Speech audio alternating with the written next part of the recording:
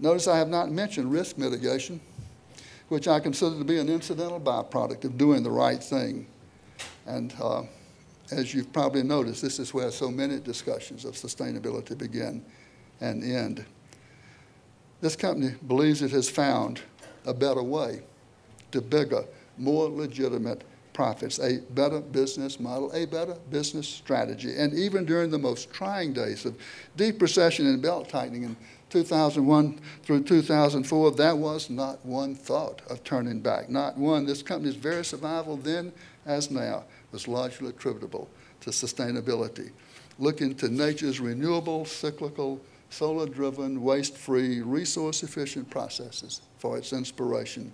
Nor is any thought now of turning back in the face of new marketplace adversity. Sustainability is in its DNA. The company fulfills what Amory Lovins is talking about when he says, if it exists, it must be possible. 14 years ago, had I described a hypothetical industrial company this way, it would have been thought to be impossible. A competitor looked me in the eye and called me a dreamer. Yet, as Amory says, if it exists, it must not be impossible after all, and it could not be happening without the new thinking. What Amory says, Edwin Land, the inventor and founder of Polaroid, used to call the sudden cessation of stupidity. It also requires permission from the top to fail, but to learn from failure and try again. Radical innovation simply will not happen without a willingness to risk failure, but to learn and try again. I know this company well because it's my company, Interface. And I know firsthand that everything I have said about it is true. What I have described is Interface's mission zero. And I tell you, if we can do it, anybody can. If anybody can, it follows logically that everybody can. Now, if I could have my slide, please. Let me generalize what I have been saying by referring you to Paul and Ann Ehrlich's well-known environmental impact equation, I equal P times A times T. Does everybody know this equation? Most people do, I expect. It says that impact, a bad thing, the bigger the worse, is the product of people, affluence, and technology. In other words, impact is caused by the combination of people, what they consume in their affluence, and how it is made with their technologies. This describes the industrial system that is degrading the biosphere through its environmental impacts, and we are all part of the travesty. But what confines T, technology, to the numerator? Where the more technology we throw at the problem, the worse the problem becomes. Well, I suggest that they are the technologies of the first industrial revolution. They are extractive. They take from the earth. They are linear, take, make, waste. They are driven by fossil energy, abusive, wasteful, and focused on labor productivity, more everything per man hour. But what if we could move technology to the denominator, where the more technology now would reduce impacts, I equal P times A divided by T?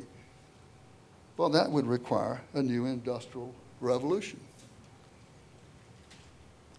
And that is exactly what is happening, where technologies are renewable, not extractive, where they're cyclical, not linear, no more linear take, make, waste. They are solar and hydrogen driven, no more fossil fuels, benign rather than abusive, emulating nature where there is no waste, and focused on resource productivity, the productivity of all resources, not just labor. Parenthetically, I would say that that formula has driven all the R&D, all the process development and product development at Interface for the last 14 years. But if all of us did this, would it transform society? Well, this is where the 50 million strong LOHAS community comes in. What's not quite right about I equal P times A divided by T2? Well, for one thing, there probably is a transition here that must happen. T1 hanging on in the numerator for quite a while as it is progressively displaced by a growing T2 in the denominator. But there's more. What about that capital A?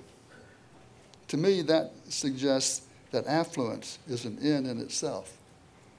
But what if we Homo sapiens matured as a species enough that that capital A were replaced by a lowercase a, suggesting that affluence is only a means to an end, and the real end is happiness?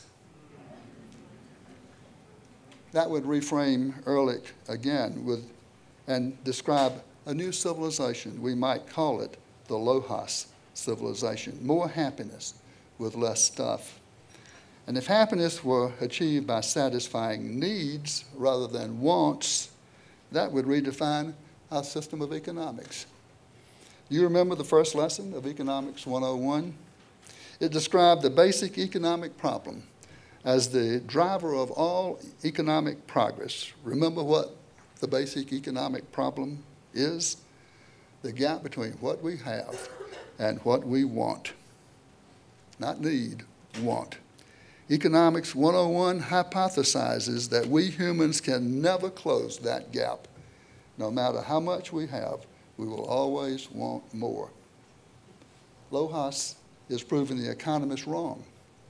LOHAS is ushering in a new civilization, more happiness, less stuff. And as businesses attune to that basic fact, we have to co-evolve the supply side to anticipate the changing, evolving demand side for need satisfaction sustainably. That's enough to keep us busy for a lifetime. Thank you, and good luck, and make the most of this conference.